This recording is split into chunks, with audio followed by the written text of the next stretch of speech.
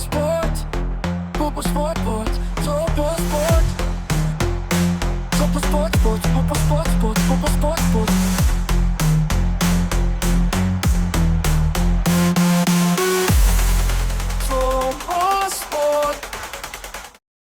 سلام زخبركم تغطاتلتي على توزينا سبورت النهو سناي مكتتال دقفتي هاجرويت غانت حبرات منغستات أمريكا كم كل جزي حاون تكن بمولعيم بعبي واجها نستاديوم سياتل دمك أتيبهم جميرهم انتخونا جن بلجم حلم أمريكاويان دحر ساعتات بزحفر أجباب مختم تحت قبر اللو بمخالها لعلت وصيت اتقدم صوتها زنبرة بوليتيكايو مزاربي مع كان زينا علم كوين زلام دحر 36 عمد اتزخبده نيربعة بحد سعرت أبرقسم سكامهم رابعيت شتم استمزقبت كأ تتصاوتن دقفتن بلجم نتا فلت سعسعيت دونالد ترامب جيروم كلا قصولهم حديروم حبرات من قصة أمريكا ولا كواك سبب زدرجة مبصحة أغالبو صحيبان تقنيت كأي حكارد أدقعيتا غانتا بالوغان بصوت بريزنت ترامب كمستغيرت بمعكنا زينا مستقاو حقن كل تصبوط أفيو كم بحيلي حلفاس تقبر اللاغانتان زي فتحويتن ياك تقلس كيلام مبقسي نايزقل نجر زخونة بالوغان بقيح كارد كوتس كم زقبعني يقبله فيفا ذهبني داقماي وسانغا بتماسا سالك بليو نخلق خصب نحد حدوم كت أمرو زي كولو حسابات هيبوم فيفا نتاك ايح كارد نايتتصاوتاي نعستر تغلط عوارح كنا وحموسانو محبركو عساقري ايوروب ازمرحيهم اصلت انتي يخونو التنتنتي كمون فدرشن نايزتفل عليها حقرات نايزقتم دمسهم عوابيلهم تقاومهم بمسمع لو مليتي كله أبقوني بلجم كم زخوني خوينوم أبز حلفو صوتاتات سلسة الشتتات بمزقاب أبصبك أمنا كم زلو استمسكرلو بالوغان أنصار بلجم جن صوتن مرقمن قد بزيحوو زخون استصوتاترا أين برون أمولو تسعدغ ناب تارجت بلجم زفتنان تدعني راخوينا اتا أمبل سمانيان كلتن دغ زدحانت كعصوت رايام أبلدات بلجم شو عدت قزيت راي كعصو كتنكف كله أمولو صوتاها عسرت تشعدت قزيت راي كعصو تقبابيلو وزيوم أبز صوتان خسلف كسا بريزنت ترامب خيترف متتاوغيرلو انترفو حبرات منقستات أمريكا كم زي فتحويت غانتا بخلو ختصلا كال زبركتو حاجة زي نبران أصلت أن حبرات منقستات أمريكا ماوريسيو بوتشاتينو نايت تصوتاي قداي كم زي سألو من تعالت معلتم كم زي نبرت انترايو دحرت قط مارديوم أصلت أن بلجيم رودي غارشيخ بالوغان نايمود داتا فيسكا مستنفحت مزيو انقوا حقو سوكم كم زبولون نسخاء التسقاطي أبز قداي زخونة جيجا كم زي بلون كم زحبروي أفليتوم حبرات منقستات أمريكا صات إزبزحو أدقعيا بالوغان زخونة سلوان تزي قبرة اتقند نايزقت امسقماغن مسمر مكل خلاي نيرو تشارلس دي كيتلر زحزو زي بلوك قدامي تشتم سمزقبر ولا قطاقانتا بقلع مغزعتي تيلمانجيرا تمعراريان تنبرت سأني حقن كتكر مسكلت تخلاخل تنتيرو يبرقسون بلجم مريحنت مليسو اللام اتزغف اجن ابصال سيت شطي نيرو حلا ولدات مات فريس كابوتو وصي بزغبا كهرما زي كاله كعسو هان فانا كان مزيو ابسكي اتعميطوام بدحرزي امريكاويان نستاديوم سياتل غريفومو كوصيون جميروم اتوم زخدون عدلنياتاتيوم مخنياتو لوكاكو ابتوسخ ساعات رابعيت شتم سمزغبه بسعسعيت بريزيدنتوم غيرو كلا قصلهم سلازغالم دغفت تاغانتا كعسون مصوات دريت زنبرو تصاطاي أي نبرن كبلو خلو بوتشاتينو خا كم مجمريا فيسكا مستقط يمكن التأساسر أي كعلنان كبليو كساب كندي أبصاد خينون كم استتصاوتو أبريهم سلستي أني أنقد هاجرات كابزود الدر تأرين على اللوازبل أرستي أبك قدامي غازيت أتات كلت أفتسميت كوانت نبره حجن بوليتيكان سبورتن زبل عبي أرستيو أغالبو بزحت سحيب ظلام عكفافالي بلجم نيكولاس راسكين دك غانتو زي فتحو والسانة كم ستوحبهم أمينهم بحرك أن كم ستتصاوت بمبراهيو متتتاو ترامب سنهم نقيسهم كتصاوتو كم زحق زوم عبريهم حلقة غانتا بلجم يوري تليمانس بوغنو نسانا يفتحي أميدا ملسقن هبولو إنايلنا أتينا تزقبا فتح دما رقيبنا قبل تزاريبهم فدرشن كعس أغري بلجم أبوغعو مربب حبريتو لوكاكو بسعسعي ترامب نالاقص خلو نزر اي فيديو نزبل كأي روزبل صحف مسنيتا غير اللام ኣብ ውሽጢ ሜዳ ዝጀመረ ባእስ ሃገራዊት ጋንታ ፈረንሳን ፓራጓይን ካብ ሜዳ ወፃውን ከቢድ ዓሌታዊ ፀርፊ ብዝሓዘለ ናይ ቃላት ኩናት ይቕፅል ከም ዘሎ ተገሊጾም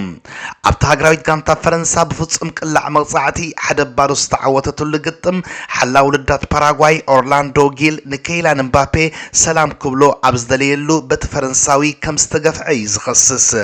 ኩዕሶ ክስንድወሉ ዝኽኣለ ድማ በቲ ኩነታት ስለ ዝሓረቐ ምዃኑ እዩ ዝሕብር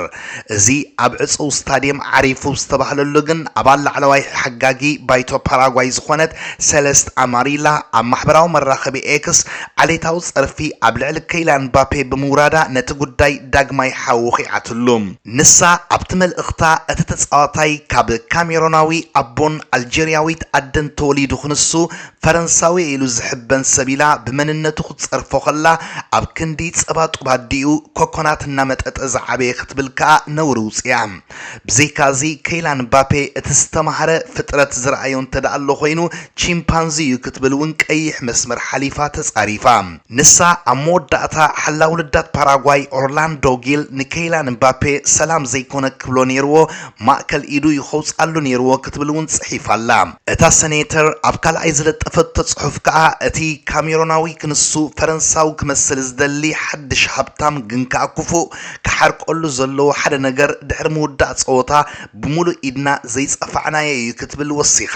ኣብ ስፖርት ንዘጋጥሞ ዓሌትነት ዓዊሉ ድምፁ ከም ዘስምዕ ዝእመነሉ ኬይላን ምባፔ ትማሊ ሶኒ ነዛ ኣባል ባይቶ ፓራጓይ ተሪር ግብረ መልሲ ሂብዋ ኣሎ ንሱ ኣብቲ ዝሃቦ መልሲ ወይዘሮ ማሪላ ፍንፍንትን እትሕዝክዮ ዘለኺ ስልጣን ዘይትበቕዕን ኢኺ ንስኺ ነታ ክብርን ብርቱዕ ስምዒት ኩዕሶ እግርን ዘለዋ ፓራጓይ ትውክል ይኮንክን ብሰንኪ ዓሌታዊ ፀርፍኽን ሰይጣናዊ ርእይቶኽን ዓለም ነተፃወቲ ፓራጓይ ኣብ ዝዋንጫ ዓለም ዝኸድዎ ዝሕብን ጉዕዞ ክትስዖኪ ኢላላ ኣነ ከዓ ከማኽ ዝኣመሰሉ ሰባት ፅልኦምን ዓሌታዊ ኣድልዎኦምን ከቃልሕ ዘፍቅድ ሰባይ ኮንኩን ክብል መሊሱላ ፌደሬሽን ኩዕሶ እግሪ ፈረንሳ ነቲ ርእይቶ እታ በዓልቲ ስልጣን ብምኹናን ሕጋዊ ክሲ ከም ዝቐርብ ኣፍሊጡሎም ሚኒስትሪ ወፃኢ ጉዳያት ፓራጓይ ብወገኑ እቲ ንሳ ዝሃበቶ ርእይቶ ንህዝብን መንግስትን ፓራጓይ ከም ዘይውክልን ናይ ውልቃ ተሓሳስባ ምዃኑን ብቕልጡፍ ኣነፂሩሎም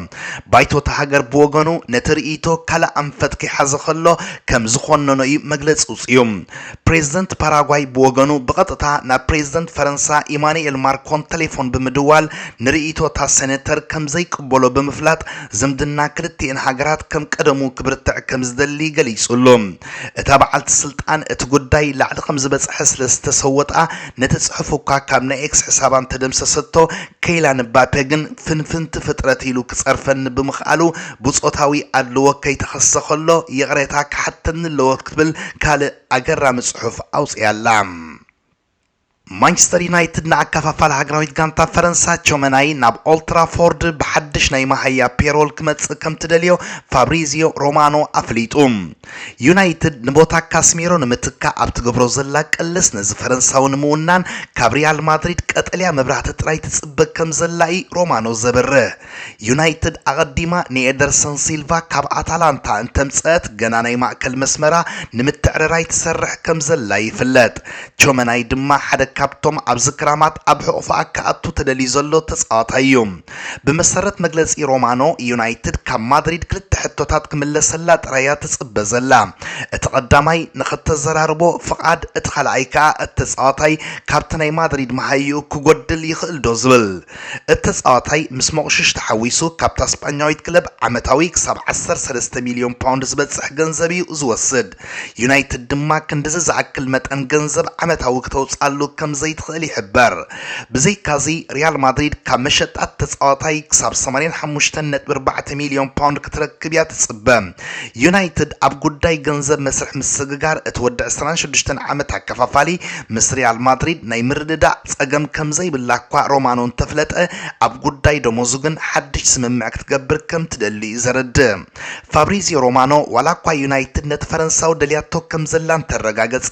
ሓድሽ ኣሰልጣኒ ማድሪድ ሆዜ ሞሪኖ ከዓ ኣብ በርናቡ ክጸንሕ ከም ዝደልዮ ካብ ምግላጽ ኣይተቆጠበን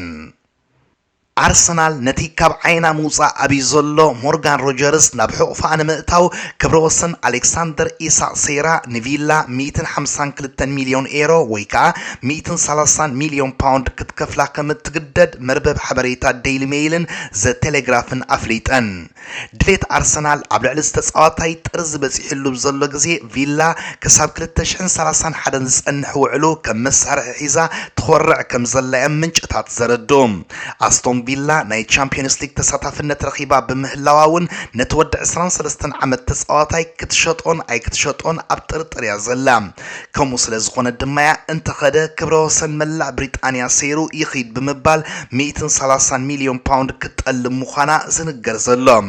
እቲ ሕቶ ግን አርሰናል ዋላኳ መስመር መጥቃዕታ ብፍላይ ከዓ ጸጋማይ ክንፋ ከተደልል ድሌት እንተሃለዋ ክሳብ ክንዲ ዝኣክል ገንዘብ ከተጥፋሉ ትኽእል ዶ ዝብል እዩ ሮጀርስ ባዕሉውን ምስ ሃገራዊት ጋንታ እንግሊዝ ኣብ ዋንጫ ዓለም ኮይኑ ብዛዕባ ዝዋጋ ዝተሓተተሉ ክሳብ ክንዲ ዝዋጋ ይግባእ ንድዩ እርግፀኛ ይኮንኩን ክብል እዩ መሊሱ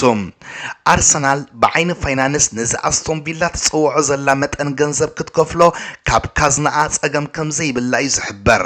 770 ሚሊዮን ፓውንድ መክሰብ ግሒጣ ንኽብረ ወሰን ማንቸስተር ሲቲ ሴራ ድሕሪ ሪያል ማድሪድን ባርሰሎናን ዝተሰርዐት ጋንታ ብምዃናውን ኣብ ሕጋጋት መክሰብን ዘላቅነትን ፕሪምየር ሊግ ጸገም ከምፅኣላ ኣይኮነን ዝሓለፈ ዓመት ክሳብ ፍጻመ ቻምፒየንስ ሊግ ምብፅሓውን አዲዳስን ኤምሬትን ዝሃብዋ ገንዘብ ነታ ጋንታ ኣደልዲልዋ እዩ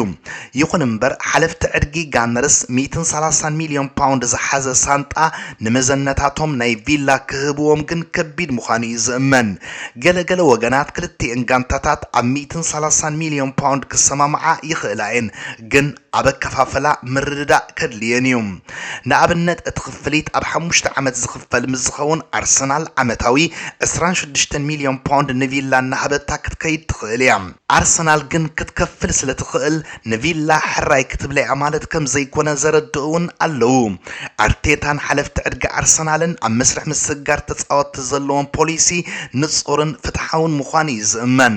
ዋላ እኳ ንዴክላን ራይስ 105 ሚሊዮን ፓውንድ ሂቦም ናብ ኤምሬትስን ተምፅዎም በቲ ኮይኑ በቲ አርሰናል ንሞርጋን ሮጀርስ ብ130 ሚሊዮን ፓውንድ እንተደኣወኒናቶ ተፃዋታይ ንአሌክሳንደር ኢሳቅ ገምጢሉ ዝኸበረ ተፃዋታይ ብሪጣንያ ኣብ ርእሲ ምዃኑ ድሕሪ ኔይማርን ኬይላን ምባፔን ከዓ ሳልሳይ ዝኸበረ ተፃዋታይ ዓለም ክኸውን እዮም ሮቤርቶ ማርቲነስ ካብ መዝነት ምስልጣን ሃገራዊት ጋንታ ፖርቱጋል ብወግዒ ከም ዝተፈላለየ ኣፍሊጡም እቲ ናይ ቅድም ኣሰልጣኒ ኤቨርተን ጋንትኡ ትማሊ ብስጳኛ ኣብ መወዳእታ ደቕ ብዝተመዝገበት ሸቶ ሚካኤል መሪኖ ድሕሪ ምግላፋ እዩ ዘቐፅል ምኽንያት የብለይን ብምባል መዝነቱ ንጆርጅ ጀሱስ ኣረኪቡ ተፋንዩ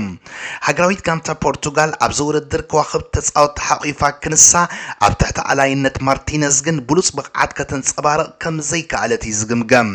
ሮቤርቶ ማርቲነስ ድሕሪ ናይ ስጳኛ ስዕረቱ ብዝሃቦ ጋዜጣዊ መግለፂ እዩ እቲ ኣብ ወርሒ ጥሪ ናይ 2023 ዝጀመረ ጉዕዝኡ ሎሚ ደው ኢሉሎ ብምባል መዝነቱ ከም ዝገደፈ ኣፍሊጡ ማርቲነስ ሃገራዊት ጋንታ ቤልጅየም ብሉፃት ወርቃውያን ወለዶታት ሒዛትሉ ኣብ ዝነበረት ግዜ ዝኾነ ዓወት ከመዝግብ ዘይከኣለ ክንሱ ኣብ ሃገራዊት ጋንታ ፖርቱጋል ክመፅእ ኣይነበሮን ዝብሉ ብዙሓት ወገናት ነይሮም እዮም ብመሰረት ሓበሬታ ማዕከናት ዜና ፖርቱጋል ፌደሬሽን ኩዕሶ እግሪ ተሃገር ምስ ናይ ቅድም አሰልጣኒ አልነስር ጄሱስ ዝርርብ ከም ዝጀመረ ተፈሊጡሎም እቲ ወዲ 71 ዓመት አሰልጣኒ ኣብ ዝመጽእ መዓልታት ኣብ ከተማ ሊዝበን ምስ ሓለፍቲ ፌደሬሽን ፖርቱጋል ክዘራረብ ምዃኑን ተፈሊጡሎም ኣብዚ ዋንጫ ዓለም ዓብ ተፈላጥነት ክረክብ ዝኽኣለ ጋናዊ ጠንቋሊ ዝመጽእ ዓመት ስፖርት ማንቸስተር ዩናይትድ ጽዋእ ፕሪምየር ሊግ እንግሊዝ ክትዓተር እያ ብምባል ተዛሪቦም ኖና ክዋኩ ቦንሳም ኣብዚ ዋንጫ ዓለም ብፍላይ ሃሪ ኬን አንጻር ጋና ሸቶ ከየመዝግብ ኣሲረ ኣለኹ ብምባሉ እቲ እንግሊዛዊ ከዓ ብዘይ ሸቶ ዕድላት ጥራይ ኣባኺኑ ብምውፅኡ ጠንቆላታቱ ኣቓልቦ ክረክብ ክኢሉ ከም ዝነበረ ኣይርስዓን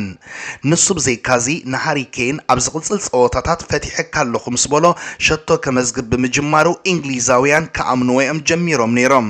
ሕጂ ከዓ ልቢ እንግሊዛውያን ተረዲኡ ዩናይትድ ሻምፒዮን ፕሪምየር ሊግ ክትከውን እያ ብምባል ተዛሪቡ